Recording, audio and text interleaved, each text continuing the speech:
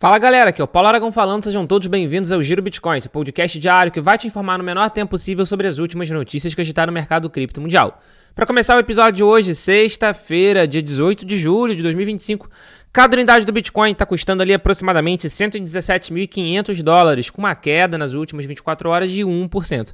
Queda natural, afinal de contas, o BTC esticou muito ao longo das últimas semanas, a gente rompeu all-time high, passou dos $123 mil, então era natural que em algum momento a gente tivesse correção. E nesse instante está tendo uma correção de aproximadamente 1%. Já o Ether, segundo maior criptoativo do mercado, continua com uma alta bastante considerável ao longo do último dia. No último dia, o ETH está valorizando aproximadamente 3,8%, com cada unidade nesse momento em $3.560 americanos. E a gente vê que não é só o Ether que está valorizando. Menção super especial para XRP. XRP está com uma valorização superior a 5% ao longo das últimas 24 horas, o que fez, inclusive, que ela voltasse a superar a marca dos $3,40. Com isso, a gente está chegando perto da all-time high do token XRP. A all-time high do token XRP foi em 2018, ou seja, 8 anos atrás, onde cada unidade bateu naquele momento $3,84, o que parecia muito distante que acontecesse novamente algum dia. Agora a gente está chegando perto, já está ali na ordem dos $3,40. Não parece tão impossível assim, de novo, que nem eu já falei em alguns vídeos, não parece tão impossível assim, desde que o mercado cripto continue se valorizando consideravelmente. Para vocês terem uma ideia, o Bitcoin nesse momento ele já está com uma capitalização de mercado superior a $2,3 trilhões e nunca na história do mercado financeiro mundial um ativo que superou a marca dos $2 trilhões sumiu depois. Isso nunca aconteceu. Então a gente já vê que a força que o Bitcoin está tendo e, consequentemente, a força que o mercado cripto está tendo. A gente sabe que o sucesso do Bitcoin é o sucesso do mercado cripto. A gente sabe que o BTC é a locomotiva das criptomoedas. Se o Bitcoin sobe, a tendência que a gente tenha, pelo menos na conversão para a moeda fiduciária, é que a gente tenha uma valorização também das outras principais criptomoedas. Naturalmente, não de todas, mas das outras principais criptomoedas. Antes da gente passar para ver como aconteceu, o que aconteceu com os ETFs do mercado americano no dia de ontem, seguindo um comentário que a gente recebeu em um dos streamings de música, aonde o Giro Bitcoin está disponível, uma pessoa pediu para pelo menos uma vez por semana a gente falar também da cotação do BTC em real. E nesse momento, o Bitcoin em real está em 651.938. Ou seja, mesmo com uma queda de 1% aproximadamente nas últimas 24 horas do preço do BTC em dólar, em real continua acima da marca dos $650 mil. E sendo bem sincero com vocês, com toda a conjuntura que a gente tem visto acontecendo no Brasil e com uma tendência de desvalorização do real, tendência não quer dizer que vai acontecer, mas tem uma tendência de desvalorização do real, a gente pode ter aí, mesmo com uma queda do preço do Bitcoin em dólar, a gente pode ter o Bitcoin se valorizando em real por causa justamente da cotação dólar-real. Então, nesse momento, está em cerca de $651 mil e o BTC em dólar está cerca de 617 mil. No dia de ontem, o ETF de Bitcoin Spot do mercado americano, a gente teve mais um dia de inflow. Foi o 11º dia consecutivo de entrada nos ETFs de Bitcoin Spot do mercado americano.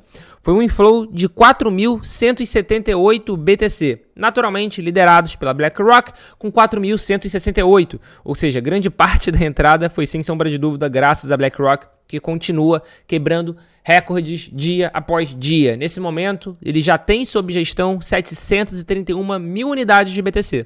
Se a gente perceber que os ativos totais sob gestão de todos esses ETFs está na ordem ali de 1.294 Bitcoin, a gente vai ver que é um percentual muito considerável. O IBIT, que é esse ETF da BlackRock, é o principal ETF de Bitcoin Spot do mercado americano e também o principal ETF de Bitcoin Spot do mundo.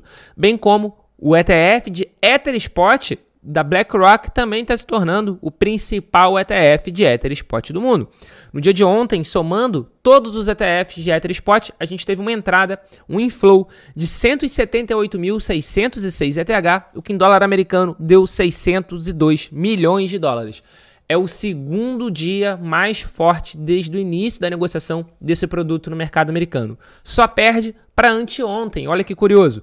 primeiro colocado, dia 16 de julho, segundo colocado, dia 17 de julho, e o terceiro colocado é lá dezembro, 5 de dezembro de 2024. Então a gente vê o quanto o ETH, o quanto o Ether, de uma maneira geral, está conseguindo, sim, atrair mais atenção de capital, tanto de investidores financeiros tradicionais, quanto de instituições, quanto até mesmo do varejo. A gente também está vendo o interesse por ETH do varejo aumentando. Mas, falando ainda nessa parte de ETF, a Nasdaq registrou o pedido para adicionar staking ao ETF BlackRock's iShare, ou seja, o ETF da BlackRock, que é listado na Nasdaq, teve no dia de ontem um pedido apresentado à SEC para adicionar staking a esse ETF. Se o pedido for aprovado, o fundo daria aos investidores exposições das recompensas de staking acumuladas a partir do uso do Ether como garantia, né, como parte da mineração, do POS, do Proof of Stake.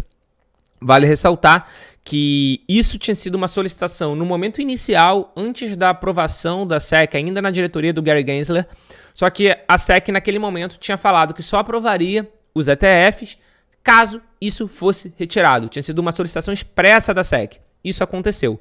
Mas agora, com todas essas mudanças de diretoria, tanto da SEC quanto da administração federal americana, no atual governo do Trump, isso mudou e, consequentemente, a gente pode ter essa aprovação de staking. Eu particularmente acredito que a gente vai ter, sim, essa aprovação de staking ao longo desse ano. Então, esses ETFs vão acabar gerando rendimento aos cotistas e, na minha opinião, isso ainda não está plenamente precificado. Eu acho que o mercado está começando a acreditar, sim, numa aprovação disso esse ano. Vai atrair ainda mais capital para o ETH de uma maneira mais ampla, e isso, sem sombra de dúvida, pode ajudar na manutenção do preço do ETH nesse patamar e até mesmo numa eventual valorização. A gente viu que ao longo do último ano o Ether estava perdendo valor, eu tenho comentado isso bastante com vocês, mas de maio para cá, ao longo desses últimos meses, o ETH tem recuperado bastante, ao ponto de que, nesse instante, no momento de gravação desse episódio, no dia 18 de julho, o ETH deixou de ficar negativo no período de 12 meses, no recorte de 12 meses, e já passou a estar com uma valorização de aproximadamente 4,5%. Ao longo do último mês, por exemplo, o ETH está com uma valorização de 42%. Então, o aumento de interesse dos institucionais e toda essa questão também dos ETFs, sem sombra de dúvida, ajuda muito. E essa parte do interesse institucional a gente consegue ver, inclusive, com empresas comprando ETH. A Sharp Leak Gaming, que é uma empresa que já tem comprado Ether, ele já tem mais de 280 mil unidades de ETH em seu tesouro, eles já estão fazendo tesouraria de ETH. Eles vão ofertar mais ação, 6 bilhões de dólares, e vão comprar mais Ether com esse dinheiro.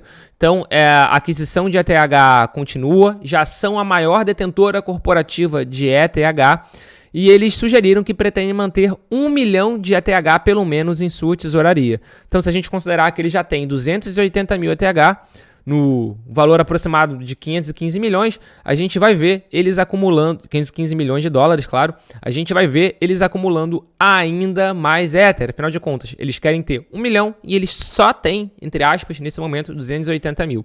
E isso são alguns dos fatores que estão ajudando bastante o Ether, inclusive, a ter uma valorização, inclusive, perante o Bitcoin.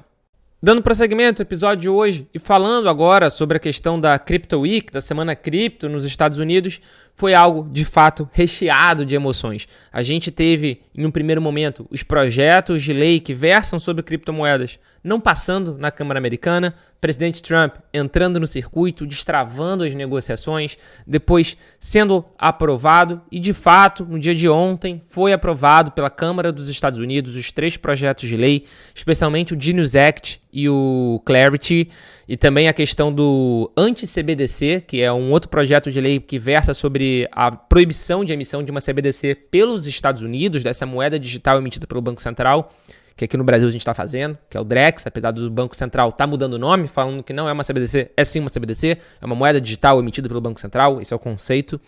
Mas, de qualquer forma, nos Estados Unidos, passou no dia de ontem, não só com apoio republicano, mas também com apoio de alguns democratas.